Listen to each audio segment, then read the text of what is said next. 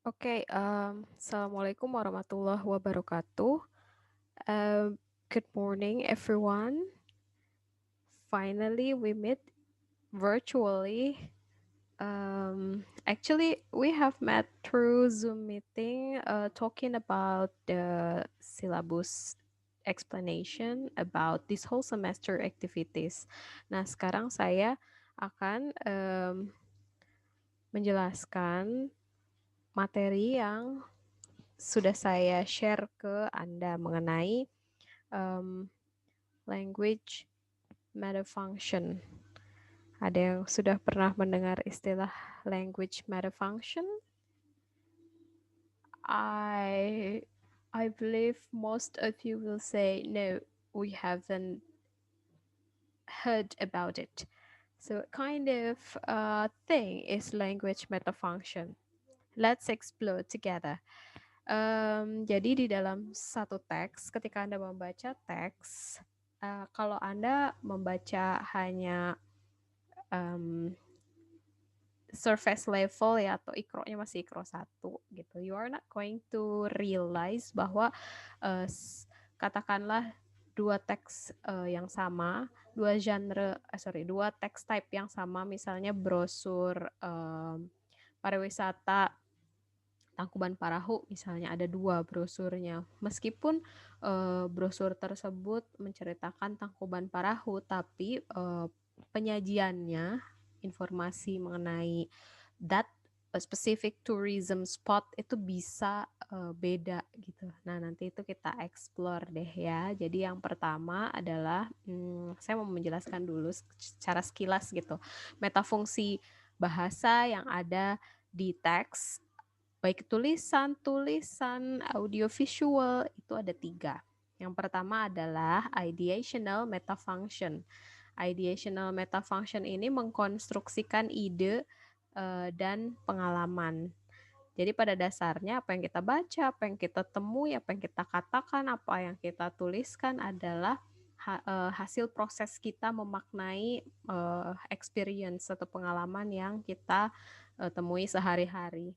Nah, ideational metafunction ini juga dikenal sebagai sumber dari field atau mengenai apa sih teks tersebut, kontennya itu apa, itu ada di ideational metafunction. Yang kedua adalah interpersonal metafunction. Dalam metafungsi interpersonal ini, Anda akan melihat ada the enactment of social roles dan power dynamics. Nah, interpersonal metafunction ini juga mencakup, meskipun tidak terbatas pada ya suatu teks itu apakah bentuknya deklaratif, ataukah bentuknya interrogatif, ataukah bentuknya imperatif. Ambil contoh teks imperatif atau teks perintah gitu misalnya ya, atau kalimat perintah lah gitu. Kalau yang mengatakannya saya kepada Anda, for example, please read my materials gitu. Anda harus baca ya, mau tidak mau, karena kalau teacher yang ngomong kepada student sudah pasti powernya akan hierarkinya akan lebih tinggi teacher. Otomatis itu menjadi sebuah rules yang harus Anda jalankan kalau mau ada nilainya, misalnya katakanlah seperti itu. Nah, dalam bentuk perintah, dalam bentuk kalimat perintah, kelihatan ada power dynamics di situ. Jadi saya dan Anda tidak sedang berbicara dalam posisi setara, tapi ada dalam struktur formal di kelas, sehingga saya ada di atas gitu, Anda berada di bawahnya gitu. Bukan berarti saya itu maha gitu, tidak, tapi maksudnya adalah apa yang dikatakan oleh teachers biasanya adalah untuk mencapai learning outcomes, sehingga sifatnya wajib begitu. Beda halnya kalau misalnya Teti yang bilang kepada Anda gitu, siapa misalnya, A, tolong ambilkan saya minum gitu. Nah, Anda bisa aja nggak ngambilin minum buat Teti karena ya posisi Anda setara gitu. Kenapa Anda harus ngambilin minum misalnya padahal Anda lagi sibuk gitu. Nah, itu akan ada wajib atau nggak wajib, harus nggak harusnya itu kelihatan dari fungsi interpersonal bahasa gitu ya. Oke, kita masuk ke metafungsi ketiga yaitu metafungsi tekstual. Metafungsi tekstual ini yang mengelola alur informasi sehingga discourse itu adalah your meaning making ya. Konteks pemaknaan itu kita sebutnya discourse ya. To make extended discourse coherent and cohesive. Nah, tekstual metafungsi tekstual ini juga dikenal dengan sumber mode. Jadi kalau ideational field, interpersonal itu tenor, tekstual itu mode. Tidak usah dihafal, ini cuma pengenalan aja. Dan kalau masih belum paham, ya nggak apa-apa, pelan-pelan aja. Oke, nah ini ada contohnya ya, silakan Anda bandingkan. Yang sebelah kiri, kolom kiri itu adalah teks oral atau teks lisan, sementara di sebelah kanan adalah written text atau teks tertulis. Oke, ada Alhamdulillah I can finally logged into Zoom meeting. Ampun, the signal is that bad. Kalau dalam oral kan biasanya gitu, kita suka code mixing and code switching. Kadang-kadang kita pakai bahasa Inggris dengan bahasa Indonesia, campur bahasa Sunda lah, bahasa Jawa lah, apa. Nah, itu namanya code mixing. Dan dalam teks lisan itu sah-sah aja, kecuali dalam teks tulisan formal misalnya ya. Kalau misalnya teks di kolom kanan ini menurut Anda masuknya ke teks tulisan yang formal atau tidak? Kalau kita cermati ya, Assalamualaikum Miss, I would like to let you know that the connection is unstable in here.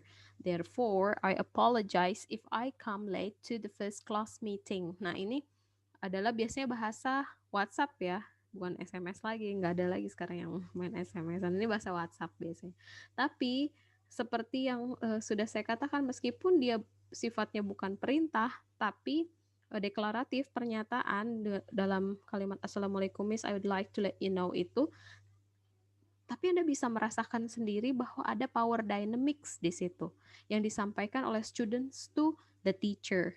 Jadi Anda nggak bisa, katakanlah nggak bisa serampangan bilang Assalamualaikum Miss, nggak bisa masuk ya, nggak bisa kayak gitu. But you have to write the message carefully sehingga uh, nadanya, tone-nya tetap formal meskipun bahasa WhatsApp begitu ya.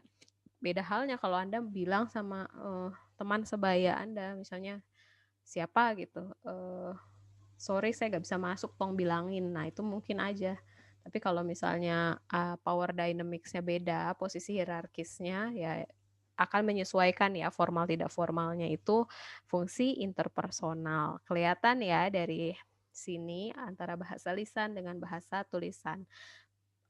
Mungkin yang paling kelihatan metafungsi interpersonalnya ya kalau kalau berbeda mode seperti ini dari lisan ke tulisan, karena di dalam fungsi interpersonal selain apakah dia bentuknya pertanyaan, pernyataan atau perintah, juga apakah dia formal tidak formal. Nah, itu juga bisa dilihat dari metafungsi interpersonal.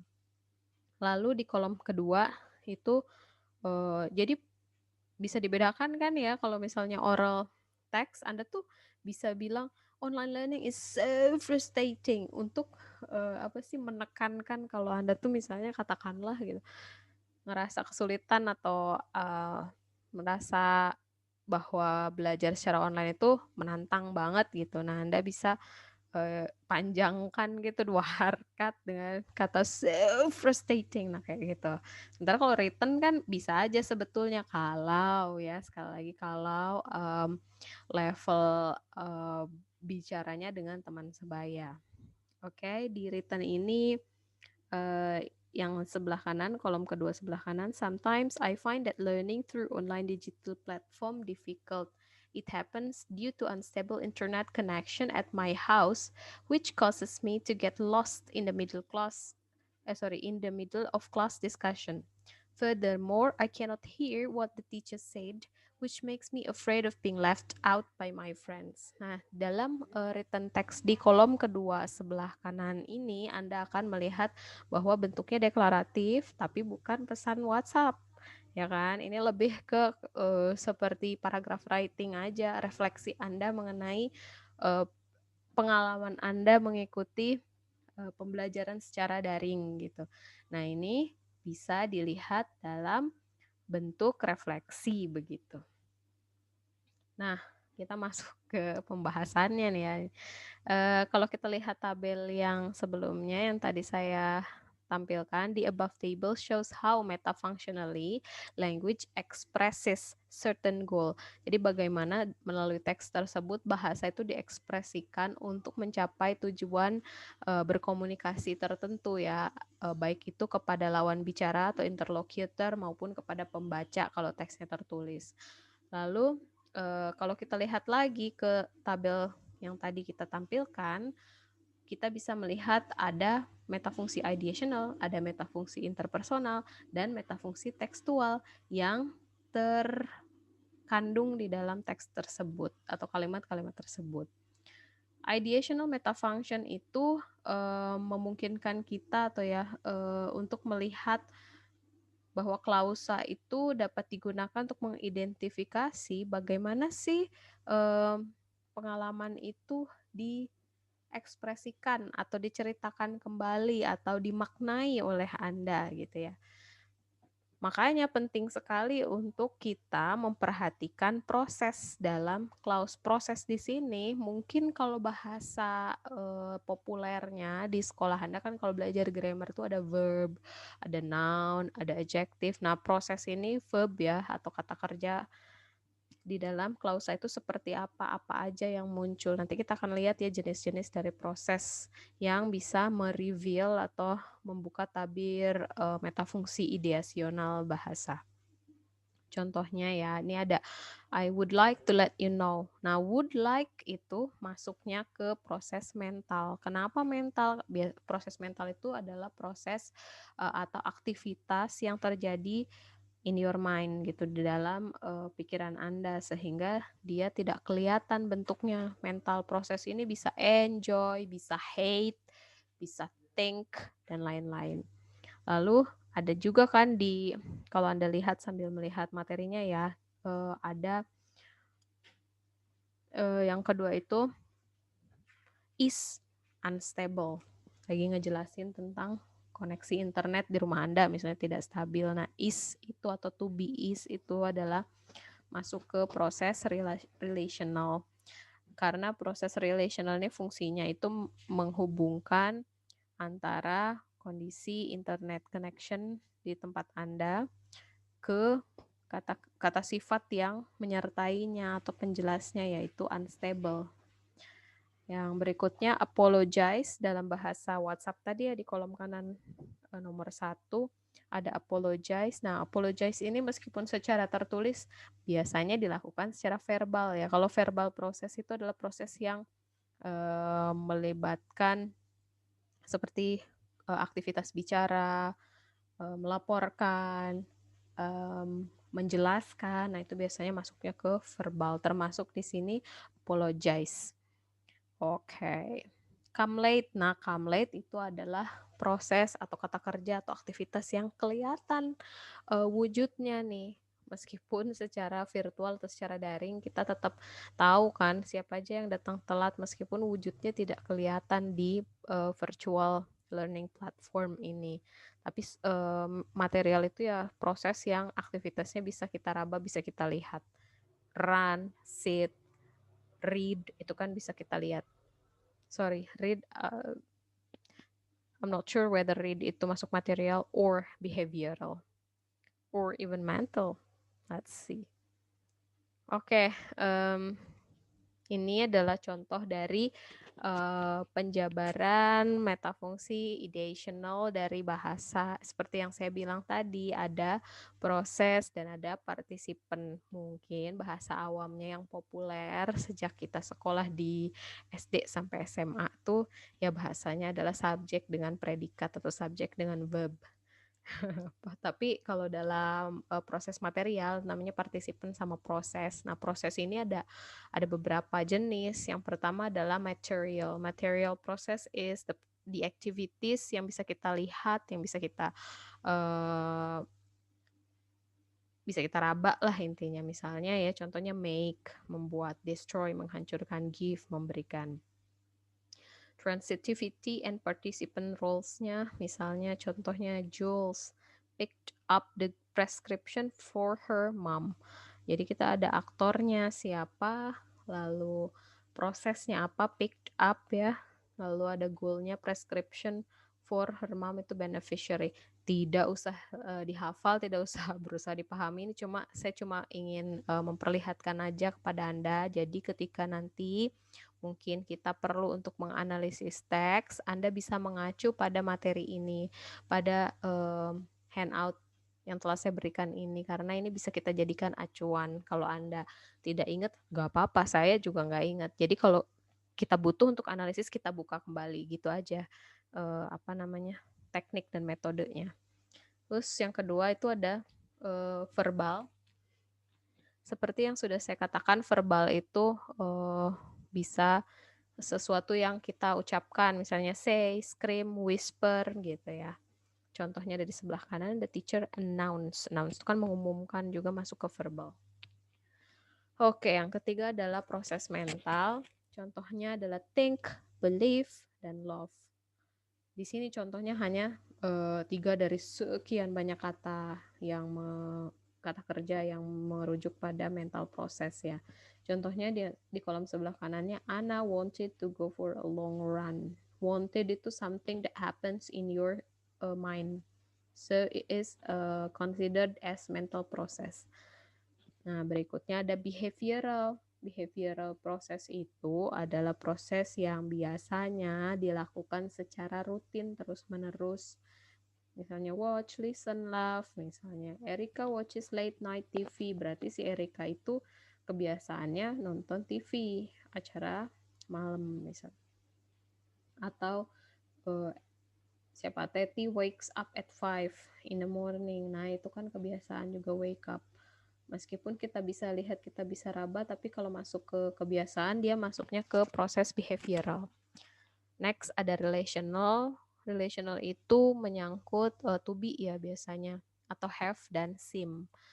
Dan lain-lain sih, ada look misalnya. He looks pale, nah itu relational. Karena looks di sini tuh bukan ingin menunjukkan dia tuh melihat sesuatu, tapi dia kelihatan. Nah, dia relational fungsinya ya. Atau misalnya siapa Teti, sorry ya saya cuma tahu nama Teti jadi saya pinjam nama Teti dulu aja. Teti seem sad today. Kenapa tuh? Mungkin Teti baru ada masalah dengan orang tua atau bagaimana. Nah, itu masuknya ke relational yang biasanya menjelaskan either atributifnya itu noun ataupun adjective.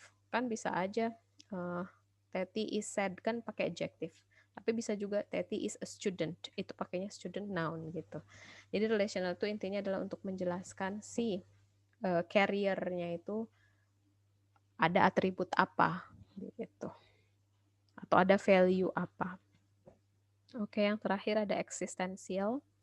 Existential ini juga bisa pakai to be, exist, remain, tapi fungsinya adalah untuk menunjukkan keberadaan suatu hal atau suatu isu atau suatu peristiwa atau suatu benda. Contohnya kan there is empty space between molecules in a gas, atau there is empty space between Teti and her boyfriend misalnya. Jadi menunjukkan keberadaan sesuatu. Next, nah ini kita masuk ke fungsi interpersonal ya. Dalam fungsi interpersonal ini, seperti yang sudah saya jelaskan tadi, Anda bisa melihat dari sisi mood, modality, dan appraisal.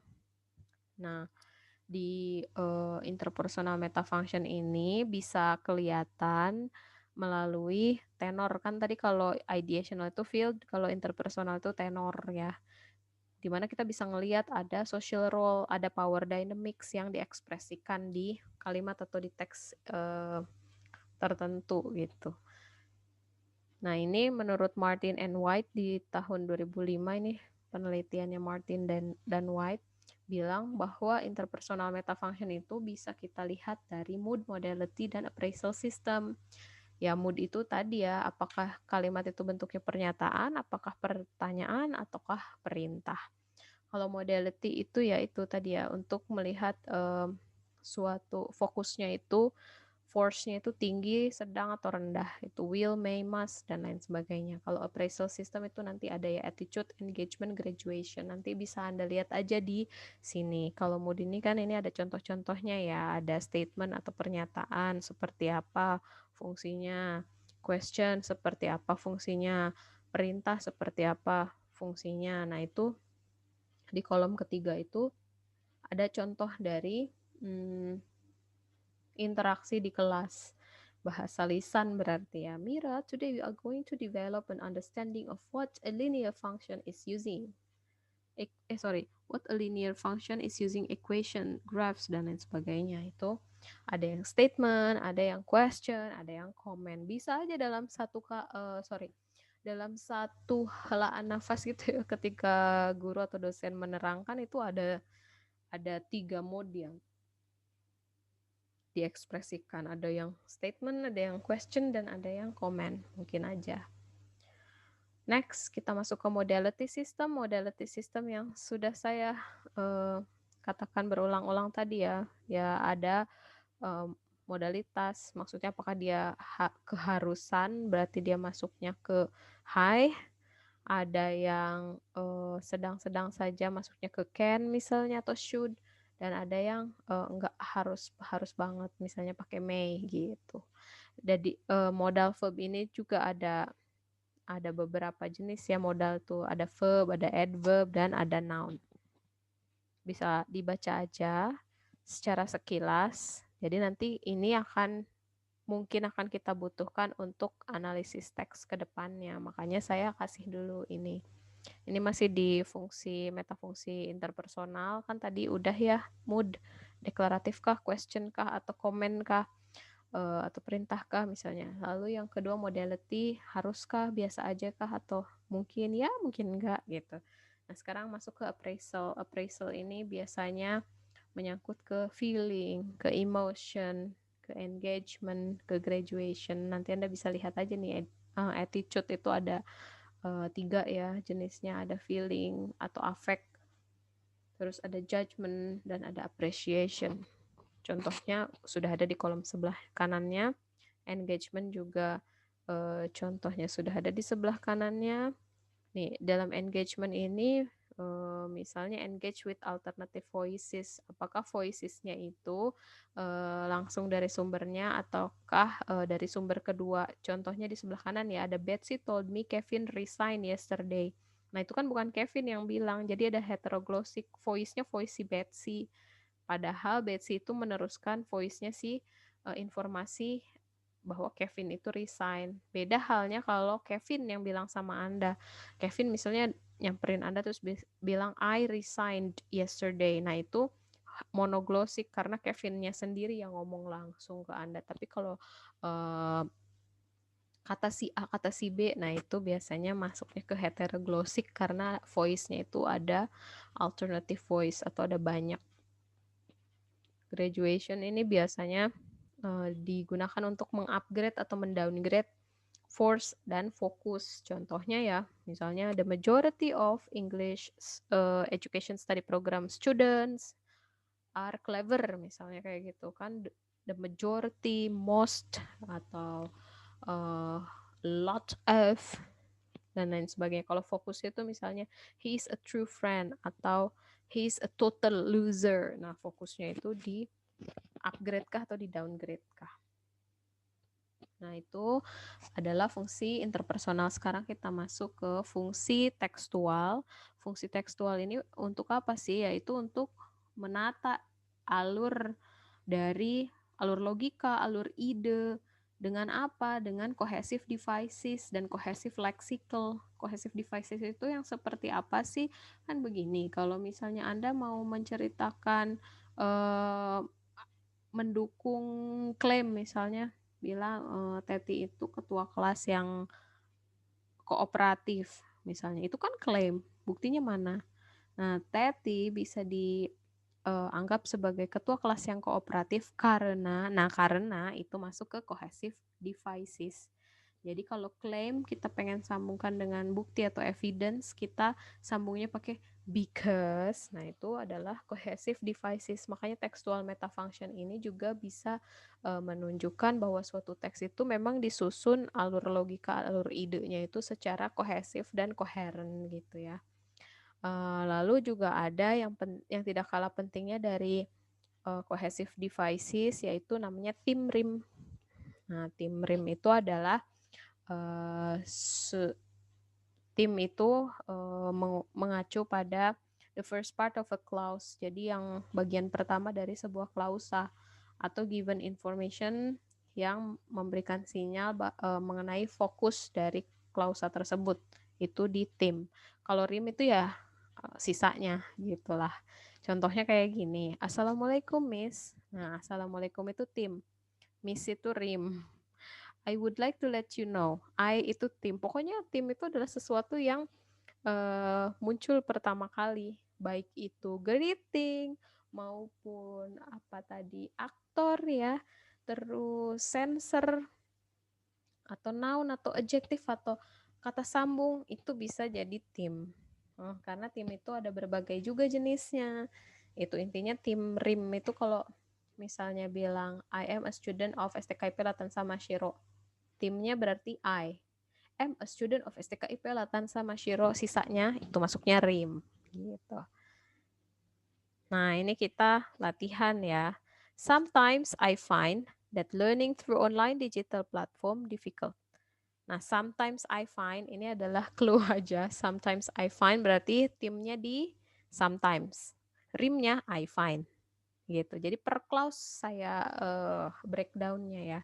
Nih contoh lagi, that learning through online digital platform difficult. That team. Learning through online digital platform difficult, rim. Sisanya rim. Gitu. Nah, breakdown klausa berikutnya silakan Anda yang membreakdown. Yang mana yang tim, yang mana yang rim. Nah, ini adalah jenis-jenis theme. Ya, timnya itu bisa diulang, bisa zigzag, itu Anda tinggal membaca saja ya. Ketika Anda menemukan kesulitan, boleh tanya saya. Oke, saya jelasin sekilas saja deh. Nih, theme repetition, yaitu menggunakan kata yang sama, sinonim, atau pronoun. Pronoun itu kan seperti he, she, gitu ya. They, itu kan pronoun atau kata ganti orang. Contoh ya, a right isosceles triangle has one angle that measure 90 degrees and two angles that measure 45 degrees. Nah, kita lagi ngomongin triangle atau segitiga. Lalu it has two legs. Nah, kan lagi ngomongin a right isosceles triangle. Nah, si a right isosceles triangle itu kan kata ganti benda kan, bukan kata ganti he atau she, tapi kata gantinya apa? It. Diulang lagi jadi tim lagi si it itu masih mengacu ke a right isosceles triangle. Diulang lagi di kalimat ketiga it. Jadi si timnya tetap sama triangle tersebut, cuman diganti menjadi pronounnya atau kata gantinya. Jadi diulangi ya kalau tim repetition polanya tuh. Kalau pola zigzag, rim dalam satu klausa menjadi tim di klausa berikutnya. Contohnya di sini. Boston is where the American Revolution of 1776 began. Timnya kan Boston ya. Rimnya adalah is where the American Revolution of gitu ya sampai began. Nah, ini kan masuk ke rim, ya kan? Di klausa pertama. Tapi ketika masuk klausa kedua, si rim ini menjadi tim. This revolution bukan ngomongin Boston lagi, tapi ngomongin rim revolution. This revolution, nah itu zigzag ya. Yang di sini jadi rim, di klausa kedua menjadi tim. Sama juga, ini kan rimnya taxing the American too much. Nah, these taxes tadinya jadi rim, di klausa ketiga menjadi rim. Jadi gitu ya patternnya, ada yang repetition atau diulang seperti yang ini pakai kata ganti, atau ada yang zigzag. Di klausa pertama jadi rim, di klausa berikutnya menjadi tim. Gitu. Terus ada juga di sini time and place theme. Jadi seperti yang sudah saya bilang, theme itu tidak mesti harus subjek. Katakanlah kita mengenalnya dengan subjek ya, misalnya I atau nama Teti atau they, students kayak apa kayak gitu. Tidak harus subjek kata benda atau kata orang.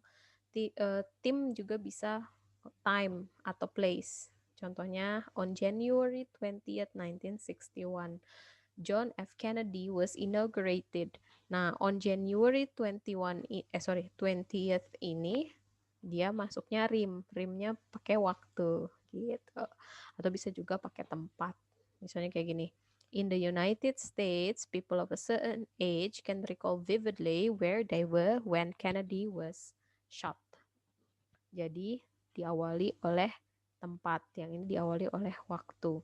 Ada juga attitudinal themes. Tadi udah bahas ya, interpersonal itu ada attitudinal. Attitudinal itu bisa affect atau emotion, bisa judgment, bisa appreciation. Nah, ini masuk ke interpersonal themes. With fear and frustration, timnya itu berfokus pada attitude-nya si speaker atau writer ya, untuk mengajak kita melihat ada feeling, ada evaluation, dan ada judgment di situ. Gitu. Lalu ada connecting teams ini biasanya diawali oleh cohesive devices. Bisa because of, bisa although, bisa however. Kalau diawali dengan cohesive devices, dia masuknya ke connecting themes atau textual themes. Karena tadi textual itu bisa kita lihat dari theme rim, cohesive devices gitu. Oke, sekarang Anda membuat grup untuk diskusi. Kita akan berdiskusi gitu ya. Setiap satu grup itu berisikan 3-4 mahasiswa. Sekarang tugas Anda adalah membuat paragraf mengenai apa yang Anda rasakan dalam pembelajaran daring dan menganalisis teks tersebut dalam makna ideationalnya, proses tadi ya, material, mental, relational, dan lain sebagainya, interpersonalnya, misalnya apakah dia deklaratif, interrogatif, atau imperatif, atau command, atau textual metafunctionnya, apakah dia mana timnya, mana rimnya gitu. Jadi untuk ideational, Anda lihat prosesnya, apakah material, apakah mental, apakah yang lain. Interpersonalnya itu Anda lihat apakah ada bentuknya pertanyaan, pernyataan, atau perintah, atau adakah di situ emotion, feeling, dan lain sebagainya. Itu makna interpersonal. Lalu makna tekstual, itu bisa Anda lihat dari tim, rim, dan cohesive devices. Apakah sebab akibat, ataukah explanation, ataukah contradiction, itu bisa dilihat dari textual metafunction atau dari cohesive devices-nya. Begitu ya. Kalau ada pertanyaan silakan pok saya. Thank you so much. Ini adalah penjelasan dari materi yang telah saya berikan. I hope we can discuss this further. Kalau masih ada yang bingung, silakan ditanyakan di grup WhatsApp. Terima kasih. Assalamualaikum warahmatullahi wabarakatuh.